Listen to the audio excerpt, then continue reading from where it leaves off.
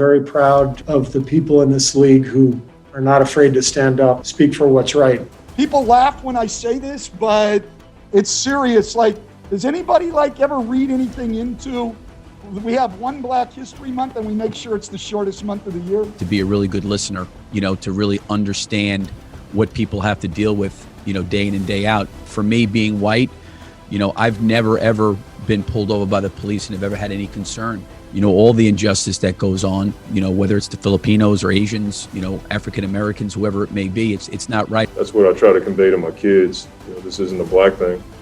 This is an us thing that we all have to overcome with a level of love, dignity, and respect. What's up, everyone? This is Authentically. I'm your host, Charlie, and I'm super excited to have you all on board on the court for this series. I'm coming to you live from a country in Europe.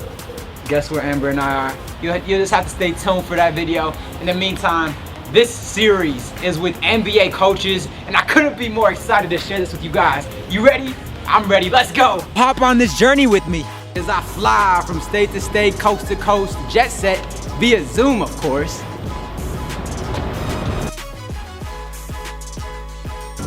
To different teams, different players, different perspectives. From Detroit to Minnesota to Brooklyn to LA to Chicago, Chi-Town, what's up? To New York to Portland. So here's to this journey and lessons to be learned from NBA players and coaches. Here's to a time of learning, a time of growth, a time of reflection, refreshment, and refinement. You know what time it is? It's about that time for tip-off. Here's the tip-off. Are you ready? Cause I am. Let's go!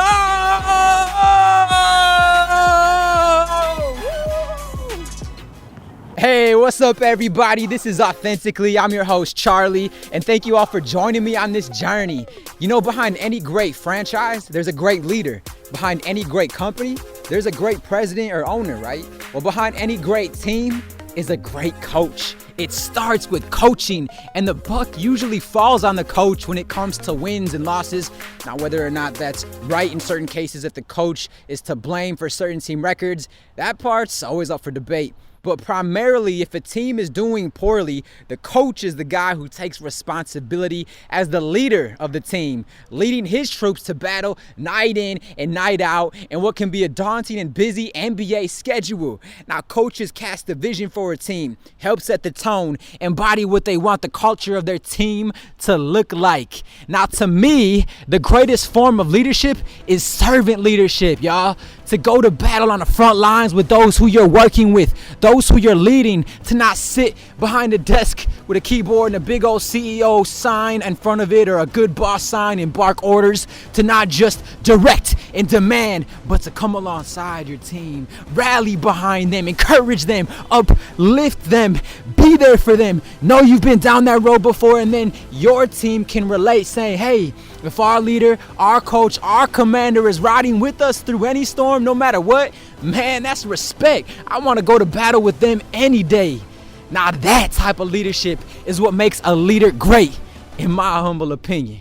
Well, my next guests, as we move from the court to the bench over these next few episodes, these next coaches that are about to be featured have shown a form of this type of leadership in one way or another. They've played the game, so they know what it's like for players and can relate with what they're going through. They've also experienced some lows along with the highs, and along the way learned some valuable lessons in their journey from their playing days to their coaching days. 2020 was no different. How can you navigate a situation like that as a leader with 12 men looking up to you, wondering what to do next when the NBA shut down completely last year, then moving to a bubble in Disney World of all places?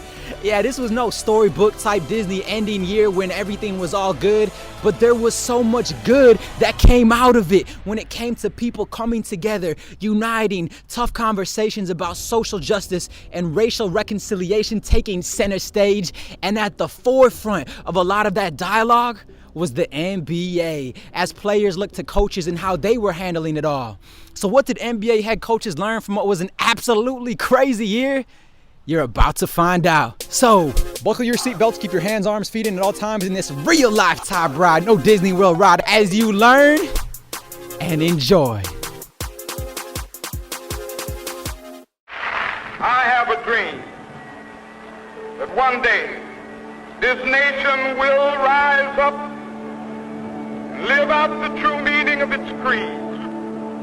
We hold these truths to be self-evident, that all men are created equal.